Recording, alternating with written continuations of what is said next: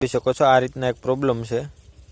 પાંદડા ભેગા થઈ ગયા છે। આમાં કોકો હોય છે એ આમાં ક્યાંય તમને જોવા મળશે નહીં। અને કાકરો હેલો મિત્રો, જય માતાજી, જય દશરામ, જય દ્વારકાધીશ, હર હર મહાદેવ। કેમ છો મિત્રો? એકદમ મજામાં ને? સ્વાગત છે તમારા મારા એક નવા વિડીયો। હવે તો 2-3 દિવસ પછી આજે આપણે નવો વિડીયો મેલું છું, બરાબર।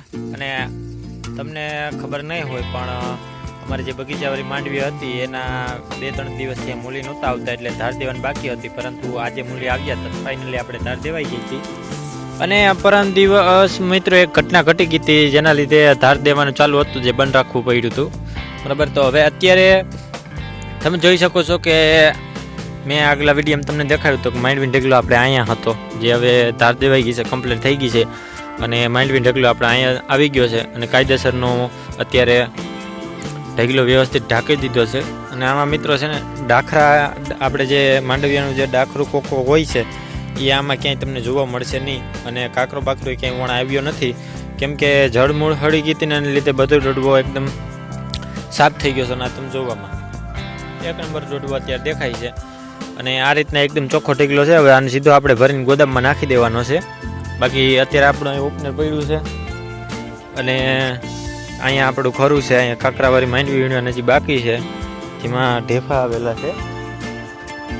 અને અહીંયા આપણો ધૂળનો ઢગલો પડ્યો છે, અહીંયા આપણા બાચકા પડ્યા છે, જેમાં ઝીણી ઝીણી ગોગડી છે। અને બાકી લગભગ ખરું ખાલી થઈ ગયું છે। અને બીજી તરફ આપણે જોતા છે કે તુરદારની મુલાકાત નથી લીધી મિત્રો, ઝાઝા ટાઈમ થયા, તો હાલો આપણે હવે તુરદારની એક મુલાકાત લઈ લેશે। તુરદારમાં મિત્રો પાણી તો ઉણપ આવી જ ગઈ છે, કેમ કે વરસાદ થયો એનો મહિનો દી તો ઓછામાં ઓછો થઈ ગયો છે, બરાબર। તો મહિના દી થયા ને તુરદાર આપણે એમને કોરી ધાકડ પડી છે અને એકવાર રાપ મારી દીધી છે, કેમ કે ઝીણા મોટું ફળ હતું એ પડી ગયું છે। રાપ પણ આછી હાલી છે, કારણ કે આખું ખેતર વરસાદના લીધે દબાઈ ગયું છે અને એના લીધે રાપ આપણે બરોબર બેઠી નથી, એટલે આછી રાપ મારી દીધી છે નેત પાડવા માટે। અને બાકી તો તમે જોઈ શકો છો કે આમાં પ્રાહ નથી થઈ, એના લીધે પારાનો બંધાણા, બરાબર। તો ફુવારા આપણે મેલી દીધા, કેમ કે જમીન આખી આ ઉકાઈ ગઈ છે। અને હવે આપણે આમાં સીધી રાપ મારશું એટલે કાયદેસરની પ્રાહ થઈ જાય ને પારા આપણે સીધા બાંધી લઈશું। અત્યારે ડટા ઉપર મોટર ચાલે છે, તમે જોઈ શકો છો।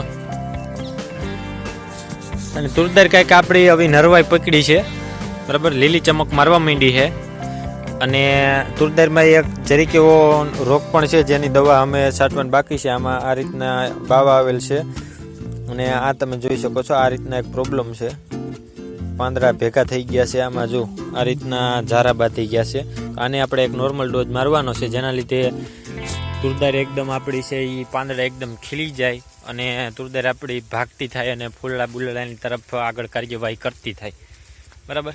તો હવે આજના વિડીયો માટે આપણે એટલી જ જાણકારી કાફી છે, બરાબર। હવે મળીએ કાલે એક નવા વિડીયોમાં અને નવા ટોપિક સાથે।